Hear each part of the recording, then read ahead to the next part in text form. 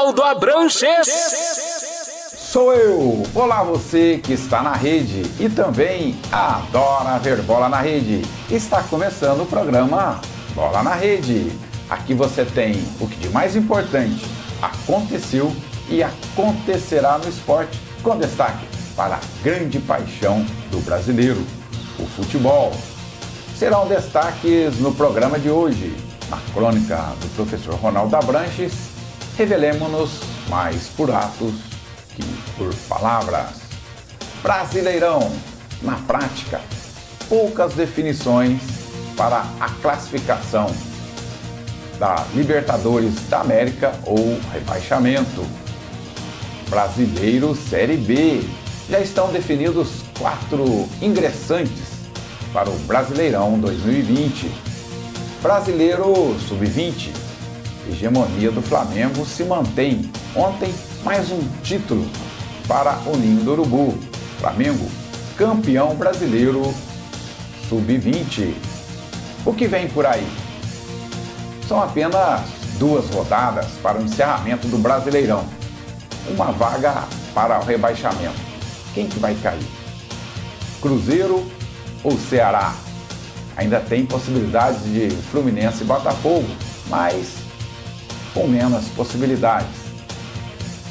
Quem ainda tem chances para disputar a tão sonhada Libertadores da América? Campeonato Mundial Interclubes. O Flamengo é o Brasil no Mundial Interclubes. No apito final, para quem será o cartão amarelo e o cartão vermelho desta semana? Esses são destaques que você vê aqui no programa Bola na Rede, na TV que pega no seu celular. Não há necessidade de utilização de muitas palavras para ressaltar a estrutura que o Flamengo desenvolveu para obter a sustentabilidade competitiva ao longo do tempo. Em 2019, o Flamengo sagrou-se campeão do Brasileiro Sub-17, que é uma faixa etária em que os garotos começam a ser observados para possibilidades de ascensão para os profissionais. Também os olheiros internacionais, principalmente, estão sempre com foco nessa divisão, pois é mais interessante sob o ponto de vista comercial. Ontem chegou mais um título ao Flamengo, o do Brasileiro Sub-20, que é a divisão onde alguns jogadores já estão em processo de transição. Alguns já concentrando com os profissionais, às vezes até jogando, fazendo alguns jogos, às vezes retornando para a base, ou seja, já estão aí na vitrine. Portanto, atualmente, embora o Flamengo tenha feito grandes investimentos no time principal, houve uma boa entrada de recursos financeiros ao clube através da venda de jogadores da base, além de possuir vários jogadores no grupo de profissionais. Isso cria uma certa uniformidade do sistema de jogo que vem desde a base e facilita isso ser trabalhado no time principal. Essa constante oxigenação, tanto de receita como de profissionais de bom desempenho, de alto desempenho, para manter aí essa sustentabilidade nos resultados dos profissionais. Com isto, não vou aqui estender minha crônica dessa semana, pois vou aqui utilizar um slogan mais que cultuada pelos itajubenses, que foi criado por Teodomiro Carneiro Santiago, fundador da Unifei, onde se diz: revelemo-nos mais por atos que por palavras. Pelo menos essa é a minha opinião. Estamos de volta no programa Bola na Rede. E mais uma vez conosco aqui o nosso convidado, professor Cirineu, para nos ajudar aqui a refletir um pouco sobre o que rolou na rede nesse final de semana. Olá, amigos do Bola na Rede, olá, Ronaldo. Mais uma vez é um prazer estar aqui com vocês para a gente poder falar um pouquinho mais sobre o futebol brasileiro. Muito bem. Futebol brasileiro, mais do que nunca, estamos aí na final, vamos dizer, nas finais, porque tem o Campeonato Brasileiro, né, da Série A, temos o Campeonato Brasileiro da Série B. Aliás, o que distingue a diferença aí é que a Série A é chamada de Brasileirão. Temos o final também, a decisão do Campeonato Brasileiro Sub-20. Então, ou seja, muita coisa para ser comentada aqui sobre o Campeonato Brasileiro. 2 jogos foram a final, o modelo do Campeonato Brasileiro do Sub-20 é diferente da Série A. Então proporcionou aí uma decisão com 2 jogos de final entre Flamengo e Palmeiras. O primeiro jogo, o Palmeiras ganhou de 1-0 e ontem foi o último jogo, a decisão, que o Flamengo levou lá para a cidade de Cariacica e o resultado foi 3-0 para o Flamengo, sagrando-se campeão aí do Campeonato Brasileiro Sub-20. O Flamengo que nesse time aí do Sub-20 já tem jogadores que esteve lá no profissional, alguns jogadores, que a Sub-20 é bem isso, né? Sub-20 é uma categoria que é de transição, então é comum ter vários jogadores do Sub-20 que já estiveram no profissional, volta até o momento de ficar definitivamente para o profissional. Então, o Flamengo campeão Sub-20, Flamengo campeão da Série A, o Flamengo que tinha sido campeão também brasileiro do Sub-17. Mostra aí uma estrutura preparada desde a base, né, Silvio? É importante esse planejamento. Eu acho que é o resultado de um trabalho que vem feito a longo prazo, que faz com que a equipe tenha aí hegemonia e tenha um resultado positivo nas 3 categorias. Eu acredito que esse trabalho que vem sendo feito, os frutos já estão sendo colhidos e que o futebol brasileiro precisa realmente fazer esse investimento na base e com certeza vai dar resultados no futebol profissional. E pelo que consta, pelos resultados do Flamengo, a gente pode verificar que o trabalho tem sido muito bem feito, tem feito investimento. O Flamengo teve a felicidade de ter aquele incêndio lá no Ninho do Urubu, que realmente marcou um pouco, e isso também manchou bastante, né? Mas de certa forma parece que deu um gás nos jogadores, parece que eles tinham a responsabilidade de dar uma resposta dos amigos que morreram naquele evento, né? Então, mas eu coloco que o Flamengo tem feito um trabalho de administração organizado nas suas categorias de base e no clube como um todo, que a gente está vendo o resultado aí do Flamengo, um resultado indiscutível.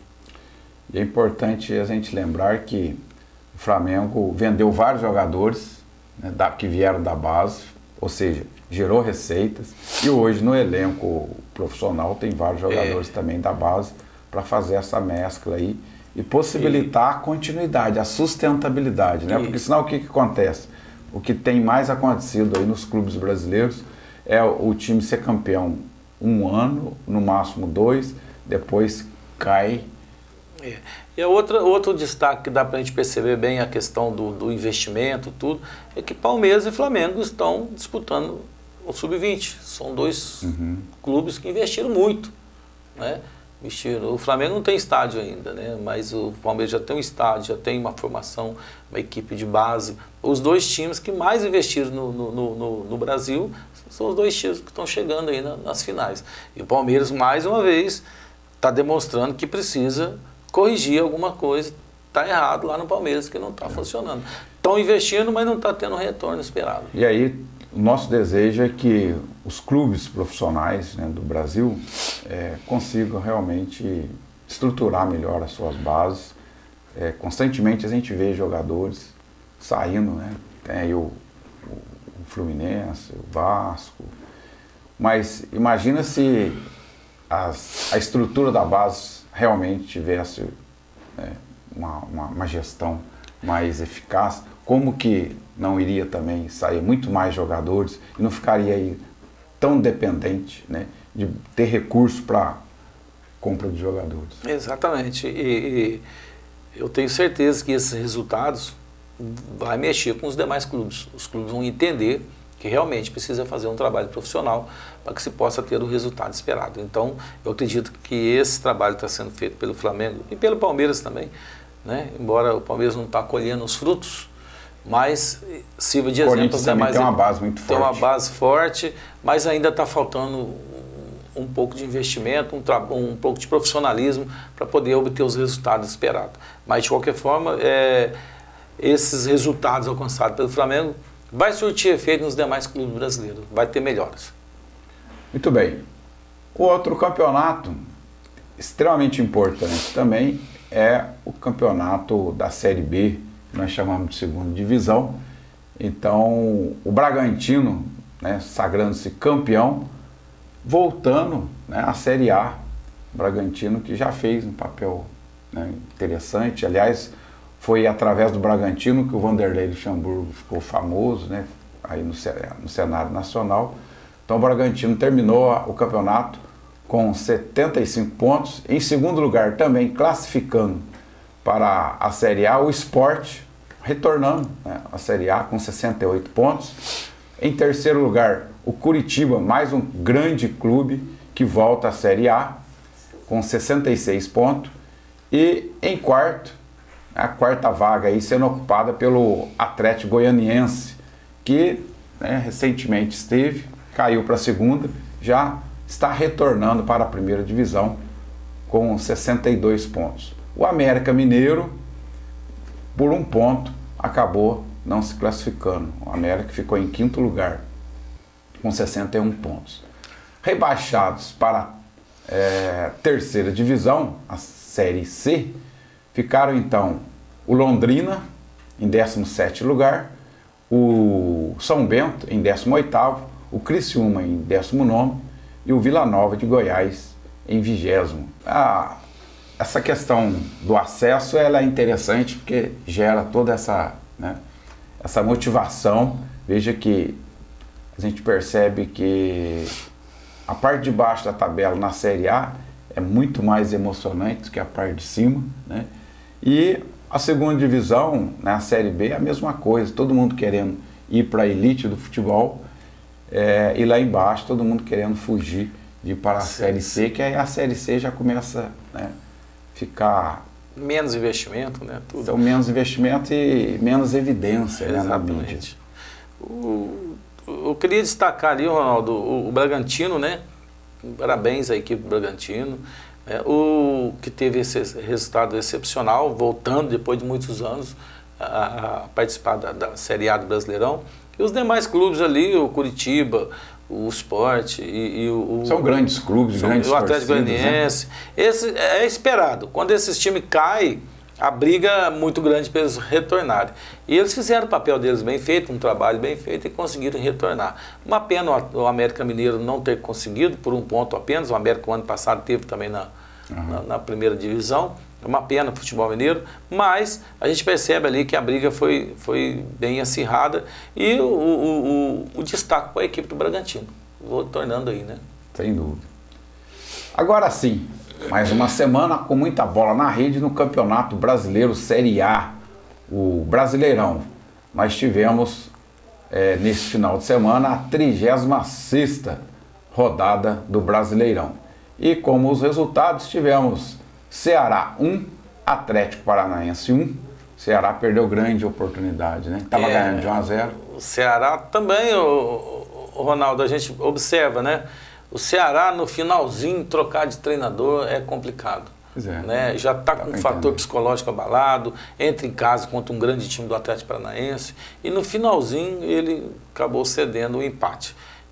Então é complicada a situação do Ceará. Se ele tivesse ganho esse jogo e estava ganhando até o final, né, o gol do Atlético já foi nos descontos, imagina a situação do Cruzeiro como estaria. Hein? Exatamente. A torcida do Cruzeiro deve ter vibrado muito com esse gol do Atlético Paranaense. Exatamente. O outro jogo foi Botafogo 0, Internacional 1.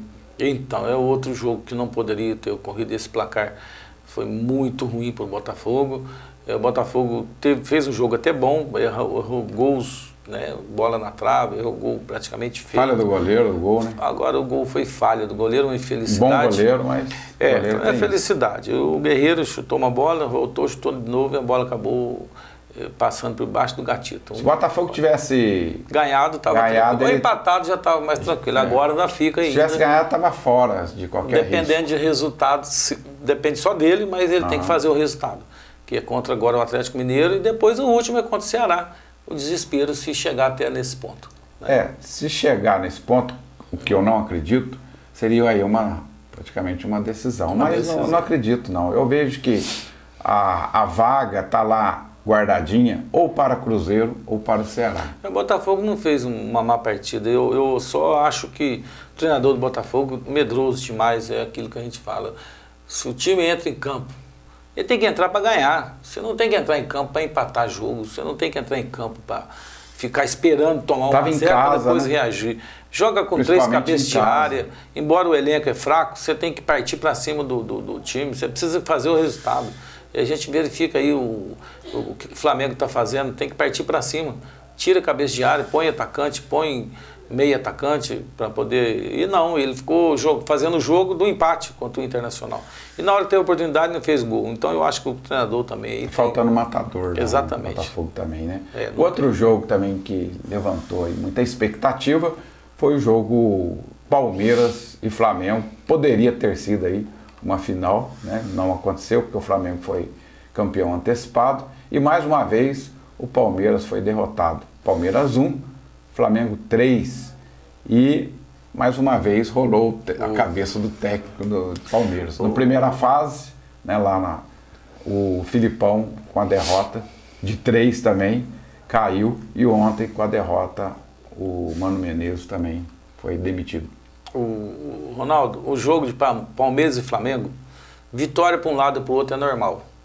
O que não é normal é perder de 3-0 e um time totalmente sem reação, sem poder de reação, perdido. Por isso que a torcida ficou irritada. Exatamente. Então eu vejo que o Flamengo no primeiro jogo deu um baile no Palmeiras. E agora repetiu a cena em casa. O Flamengo jogou um tempo só, viu? Só o primeiro tempo. Ele não quis jogar mais para evitar a quebradeira dentro do estádio. A verdade foi essa. O Flamengo tirou o pé do freio para evitar maiores complicações ali para o Palmeiras. Isso que a gente pôde observar. Agora, o Palmeiras, pela grandeza do Palmeiras, pelo elenco que ele contratou, pelo aquilo que estava almejando de chegar no topo, o único time que poderia combater o Flamengo. Toma de 3 em casa e não é só tomar de 3, é a postura do time.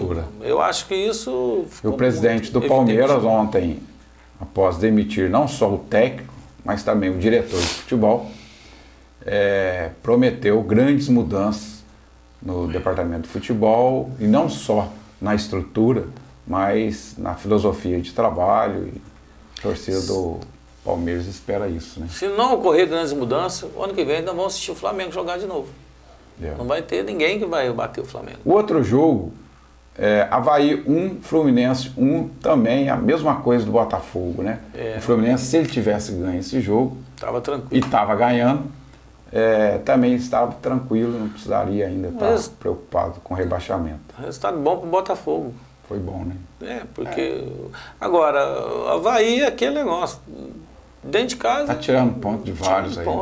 E não pode descuidar. Agora, um time grande como o Fluminense, o Botafogo, você não pode estar jogando em casa, né? Não pode jogar. Exatamente. Outro jogo, Goiás 1, Fortaleza 2. Esses dois times estão, parece que caminhando juntos, né? Estão a mesma quantidade de pontos.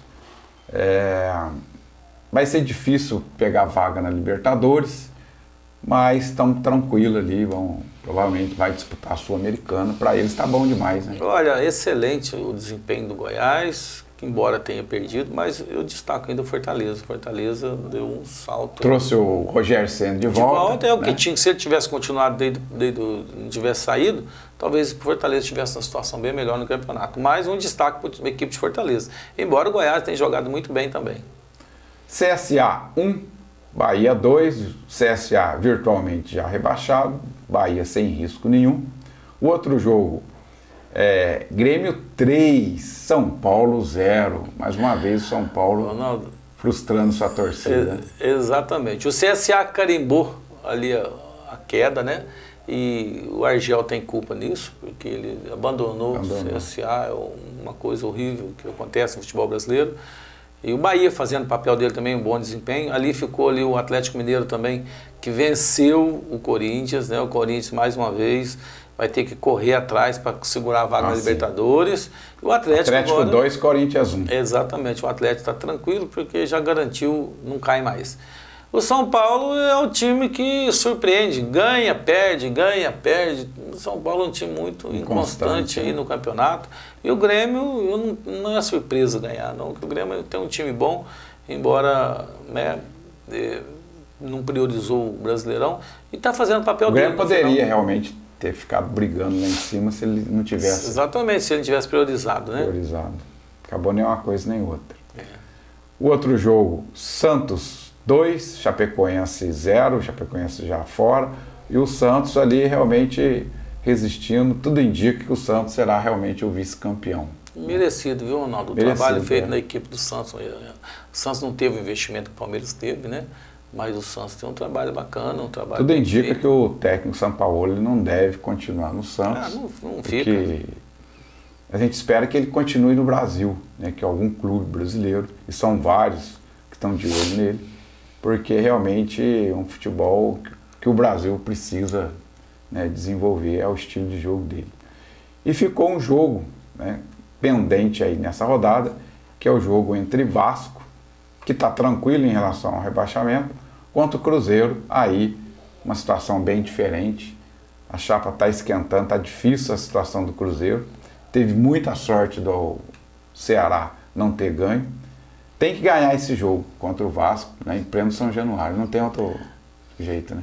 O problema do Cruzeiro não é ter que ganhar, é o time dele reagir. Vai, né? Perde o treinador agora, confusão fora de campo, tem time, pênalti. Aqui, sai matéria do jogador cobrando o dirigente, pagamento. O que você vai esperar de um time de uma situação dessa? Ainda vai jogar fora de casa contra o Vasco. Acho que a Adilson Batista vai fazer milagre? Eu não acredito. Não acredito. Futebol você espera tudo, mas muito difícil a situação do Cruzeiro. E é interessante porque o plantel, né, é um plantel ótimo do Cruzeiro, não era para estar nessa situação. Caiu o Mano em função do baixo desempenho do time. Veio o Rogério Ceni, os líderes ali do jogador derrubaram o técnico, né, de maneira muito rápida. Veio outro técnico, o Abel Braga, que não tem costume de pegar um time no meio, né, da temporada. Dessa vez ele resolveu aceitar logo essa vez, né, que realmente não funcionou, saiu ruim, saiu manchado o Abel. E agora em 3 partidos você acha que o Adilson vai resolver? O Adilson aceitou porque com certeza ele deve dar continuidade no trabalho para o ano que vem. Mas é mais ou menos por isso aí. Eu acredito que ele deve ter uma conversa ali com o Zé Perrella, ele de confiança. Ele aceitou esse desafio, mas nós sabemos que o desafio é muito difícil. Então não é nada fácil a situação do Cruzeiro. Com isso, a média de bola na rede, nesta última rodada, a 36ª, foi de 2,5 gols por partida. Após esses resultados, a classificação, então, ficou assim definida. Em primeiro lugar, Flamengo, 87 pontos. Segundo lugar, vai mantendo o Santos, com 71. Terceiro lugar, o Palmeiras, 68, mantendo aí 3 atrás do Santos. Quarto lugar, o Grêmio, com 62. Quinto lugar, o Atlético Paranaense, com 60. Sexto lugar, São Paulo, com 57. Sétimo lugar, o Internacional, com 54. E fechando aí a zona de classificação para a Libertadores, em oitavo lugar, o Corinthians, com 53 pontos.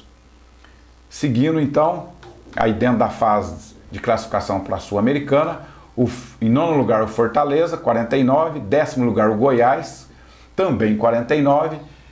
11º lugar o Bahia, com 48. 12º lugar o Atlético Mineiro, com 45. 13º lugar o Vasco, com 44 pontos. 14º o Botafogo, com 42. 15º lugar o Fluminense, também com 42. 16º, para mim agora, a briga aí para fugir do rebaixamento, Ceará com 38 pontos. Em 17º, já na zona de rebaixamento, o Cruzeiro com 36, ou seja, Cruzeiro 2 pontos abaixo do Ceará. Por isso a importância de vencer o jogo hoje. 18º, CSA com 32. 19º, Chapecoense com 28. 20º e último lugar, Avaí com 19 pontos. No próximo bloco, estaremos aqui discutindo mais um pouco sobre o Campeonato Brasileiro. Voltamos já. Estamos de volta no programa Bola na Rede. E nesse bloco, analisando a situação dos clubes que estão aí com possibilidades de rebaixamento para a segunda divisão. Peço que a produção coloque o quadro demonstrativo. E nesse quadro demonstra aí 4 times, né, com possibilidades. Cruzeiro e Ceará aí com uma porcentagem maior de possibilidades, mas ainda, né, matematicamente com possibilidade de rebaixamento, Fluminense e Botafogo. Lembrando que, dependendo do resultado entre Vasco da Gama e Cruzeiro, se o Vasco ganhar, Fluminense e Botafogo está totalmente livre, né, de qualquer possibilidade. Sirineu, veja aí, né, a situação. O Cruzeiro precisa ganhar esse jogo do Vasco. Então tem 3 jogos ainda aqui durante a nossa análise. Mas vai pegar o Grêmio fora, que é difícil. E vai pegar o Palmeiras em casa. Porém o Palmeiras sem técnico, deve ter lá um interino, imagina que ele vai melhorar, que é o que sempre acontece. Quando cai um técnico e entra um, mesmo que seja interino, parece que a turma resolve, né? E às vezes jogar até para o cara que é o interino, que é um cara auxiliar que está lá, que a galera gosta, e às vezes joga exatamente para o técnico, né? Para fazer aí a... Então é uma situação bem difícil do Cruzeiro. Eu vejo o Cruzeiro uma situação complicadíssima. Em campo, né? Porque em campo não está tendo bom futebol. Agora veja, o Vasco fora de casa. Grêmio fora de casa. O Grêmio ganhou de 3-0 de São Paulo. O Grêmio vai garantir a posição lá na frente. O Cruzeiro não tem conseguido ganhar dentro de casa dos times que já estão rebaixados. Ganhar fora de casa do Grêmio, eu vejo praticamente impossível. Palmeiras, igual você falou, tem esse fator, além de ser o Palmeiras. Vai jogar contra o Palmeiras, que sempre teve dificuldade contra o Cruzeiro. Os 2 times sempre tiveram grandes jogos. Então eu acho a situação do Cruzeiro, ainda colocando o fator psicológico no meio, o time está totalmente muito abatido. Complicado. A torcida pressionando, torcida ameaçando os jogadores. Exatamente. Da mesma forma está o problema do Ceará. O Ceará, embora o Ceará esteja 2 pontos à frente do Cruzeiro. Vai pegar o Corinthians em Cruzeiro casa para sair dessa situação, fora. A gente está aqui colocando, mas o Cruzeiro para sair dessa situação, ele tem que somar pontos. E ali não está fácil dele somar ponto, não. Porque se ele faz 3 pontos, ele tem que torcer para o Ceará perder do Corinthians e do Botafogo. E o Botafogo é um confronto direto, embora seja o último jogo, é um confronto direto, mas talvez o Botafogo já possa estar fora no jogo contra o Ceará, não sei o que vai ser, mas o Botafogo tem que ganhar também, né? A situação do Ceará também complicadíssima, mas ele está 2 pontos à frente do Cruzeiro. Essa é a vantagem. Lembrando que o Fluminense com 42 pontos, ele pega o Fortaleza em casa e pega o Corinthians fora. O Botafogo também com 42 pontos, pega o Atlético Mineiro fora e pega o Ceará em casa. Esse jogo do Ceará em casa é extremamente importante. Mas eu também acho que nesse jogo o Botafogo já está fora de perigo. Eu acredito que sim. O Botafogo é que está menos pior ali, vamos falar assim. Não. O menos pior é o Botafogo, sim, que está com a chance de sair. O Fluminense também, em função da pontuação que eles têm hoje. Porque os 2 confrontos do Fluminense é complicadíssimo também. E o Cruzeiro, muito difícil escapar. Lembrando que o Cruzeiro é um dos poucos clubes que ainda não conhece a segunda divisão. O que vem por aí? Quais as expectativas da 37ª rodada do Brasileirão, que será realizado no meio da semana. Ou seja, no próximo final de semana, acabou o Brasileirão. Teremos 2 rodadas, uma no meio, uma no final de semana. Sendo que no final de semana todos os horários, né, os jogos são disputados no mesmo horário, para um não ficar identificando aí o resultado do outro. Bom, nessa 37ª rodada, então, teremos Atlético Paranaense e Santos. O Santos, se ganhar esse jogo, já garante a vice-campeonato, que é importante para o Santos, até por questão financeira, porque aí está em jogo também, né, o bônus, ou seja, o valor de bônus do campeonato. Outro jogo, Atlético Mineiro e Botafogo. O Atlético já tranquilo e o Botafogo, para selar de vez, precisa teria que ganhar pelo menos algum ponto aí. Exatamente. Outro jogo também importante, Ceará e Corinthians, Chapecoense e CSA, né, os 2 rebaixados, São Paulo e Internacional. Se o Inter ganhar ou empatar aí esse jogo, ele vai ter, se ele ganhar, ele vai ter uma vitória a mais, porque os 2 times estão empatados. Exatamente. E estão na briga ali, né? Então veja que a importância aí do São Paulo não perder esse jogo, ou não deixar o Inter ganhar, porque se ele ganhar, ele passa a ter uma vitória a mais, e o critério de desempate é número de vitórias. Outro jogo, Fluminense e Fortaleza. Foi difícil pro Fluminense. Se o Flu ganhar, né, tá na Série A, tá garantido. Grêmio e Cruzeiro, aí sim, um jogo que eu acho que a atenção no Brasil inteiro vai estar aí para esse jogo, Grêmio. Ou não, né, Ronaldo? Depende do resultado de hoje, né?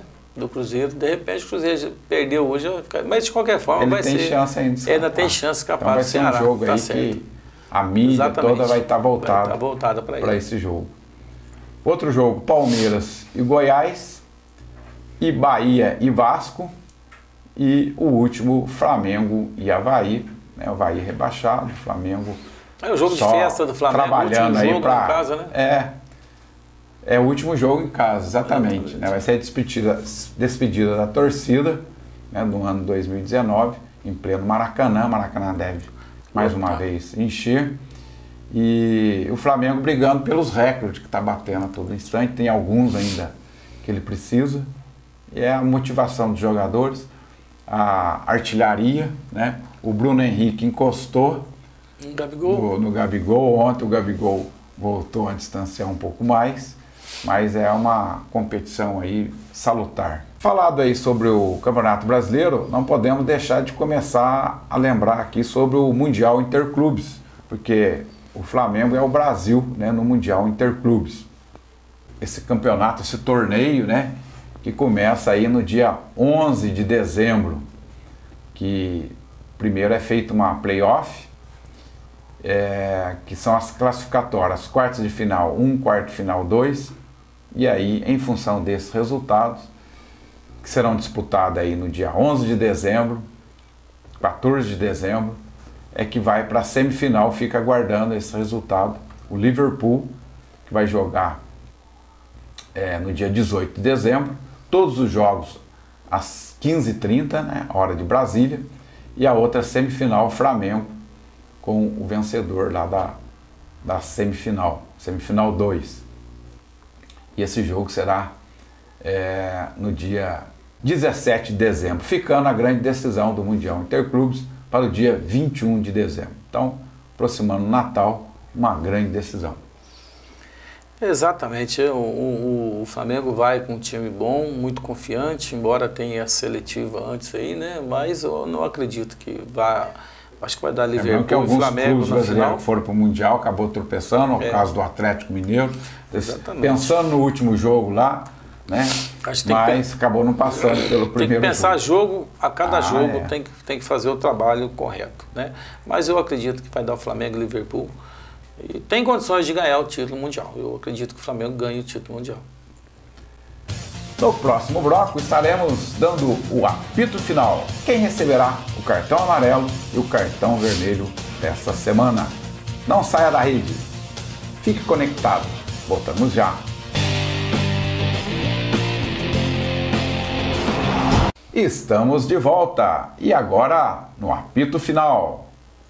Professor Cirineu, para quem vai o cartão amarelo dessa semana? Cartão amarelo vai para o time do Palmeiras, que a gente esperava mais, né, do Palmeiras nesse campeonato, e ele deixou muito a desejar. Eu acredito que o plantel que o Palmeiras tem, toda a estrutura que o Palmeiras tem, poderia ter tido um resultado melhor. Aí foi né? A grande falha aí foi da diretoria, né? Sim, exatamente. Porque então, fizeram altos investimentos que não rolou, que acabou na mudança de técnico. Teve uma oportunidade de mudar o estilo de jogo, que é o que o presidente está prometendo agora, mas não, foi lá e contratou um técnico com o mesmo estilo do Filipão, e muitos jogadores caríssimos que realmente ficou lá no banco e então, difícil só justificar. Por isso o Matos acabou sendo demitido também, diretor de futebol. Exatamente. Então o cartão amarelo vai para esse conjunto de coisas do Palmeiras aí. Bom, o meu cartão amarelo de hoje vai para a torcida do Palmeiras. Foi bem dado, eu acho, para a diretoria do Palmeiras, mas quero agora, de maneira especial, atribuir à torcida do Palmeiras, que acabou... A gente não pode dizer a torcida do Palmeiras, né? Vamos lá. Tem lá, sempre tem alguns bandidos transvestidos, né, de torcedor, e ontem acabou quebrando as cadeiras, jogando em campo. Isso vai custar caro para o Palmeiras. Exatamente. Cartão vermelho, para quem vai cartão vermelho? Olha, o cartão vermelho não tem como de não ir para o Thiago Neves. Thiago Neves, um jogador com desempenho abaixo da média, ganha um dinheiro que não tem que reclamar, o dinheiro que ele ganha é muito acima, né? Foi um dos causadores da queda do Rogério Ceni. Causando problemas, talvez ele seja o principal responsável pela queda do Cruzeiro. A gente não pode deixar de atribuir essa queda do Cruzeiro um péssimo trabalho desempenhado pela diretoria, mas o Thiago Neves teve aí um papel importante nessa queda. E vem cobrar, nessa altura do campeonato, fazer cobranças de dinheiro para o presidente do clube no momento em que o time precisa jogar futebol. E perde o pênalti. Pior ainda. Então eu acho que o Thiago Neves está sendo protagonista dessa queda do Cruzeiro. Ele vai sair manchado, né? Ele está saindo manchado esse ano. Qualquer time que ele vá, ele vai chegar lá manchado, ele vai ter que trabalhar muito para tentar mudar essa imagem que infelizmente acabou construindo uma imagem extremamente negativa durante esse ano, né, no Cruzeiro. Poderia ser, essa imagem dele poderia ser acobertada se ele estivesse jogando futebol, né? Sim. Mas não joga nada, não está jogando nada, não contribui nada para o time, nem para fazer o pênalti, que ele, a especialidade dele, não consegue fazer.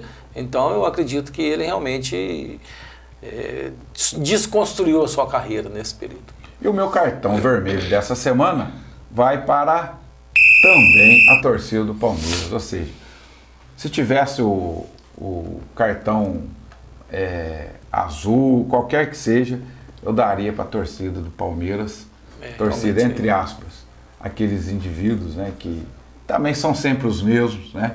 Tá lá, a televisão mostrou com detalhe, o cara quebrando cadeira, o cara jogando, aí depois ele disfarçou, foi lá no meio do povo, tirou a camisa, né, para ter maior dificuldade, mas a televisão gravou. Não é possível, né, que vai haver essa impunidade e que as coisas vão continuar dessa maneira. Então, também para esses torcedores do time do Palmeiras. Estamos chegando ao final do Bola na Rede dessa semana.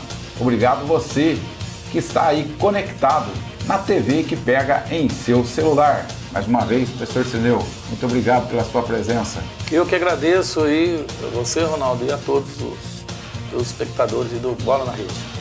E assim despedimos de você, caro amigo internauta. Muito obrigado pela audiência. Até a próxima!